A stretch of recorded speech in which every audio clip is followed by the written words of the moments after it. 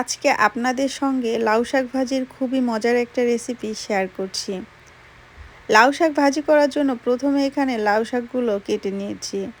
লাউ শাকটাকে ধুয়ে একটা সাইডে রেখে দিচ্ছি। এদিকে চুলায় একটা প্যান বসিয়ে দিলাম। প্যানের ভিতরে লাউ শাকগুলো দিয়ে দিচ্ছি সিদ্ধ করার জন্য। শাকের ভিতরে দিয়ে দিচ্ছি কিছুটা লবণ।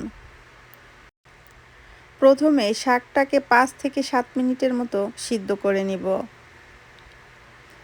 5 থেকে 7 মিনিটের মতো শাকটা সিদ্ধ হয়ে গিয়েছে। শাকের ভিতর থেকে অনেকটা পানি বেরিয়ে গিয়েছে।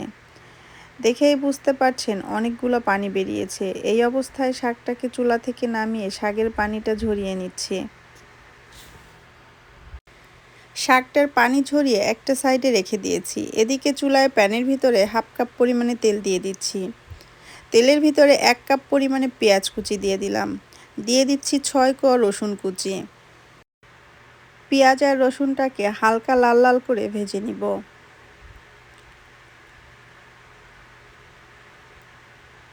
পেঁয়াজ রসুনটা হালকা লাল লাল করে ভাজা হয়ে গিয়েছে। এখন এর ভিতরে দিয়ে দিচ্ছি 2 চিমটি পরিমাণে টেস্টিং সল্ট। টেস্টিং সল্ট দিলে শাক ভাজির টেস্ট অনেক ভালো আসে।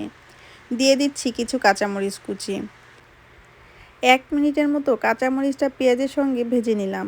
সিদ্ধ করা শাকটা পেঁয়াজের ভিতরে দিয়ে দিলাম। এখন শাকটাকে ভালো মতো ভেজে নিব। অনেকে তো অনেকভাবে শাকভাজি করে খেয়েছেন। আমার রেসিপিতে এইভাবে একবার শাকভাজি করে খেয়ে দেখতে পারেন।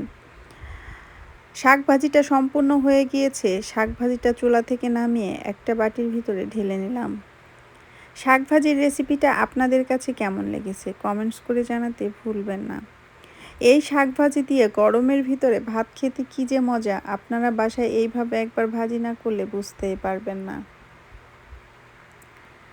আজকে এই পর্যন্ত। সবাই ভালো থাকবেন। আল্লাহ হাফেজ।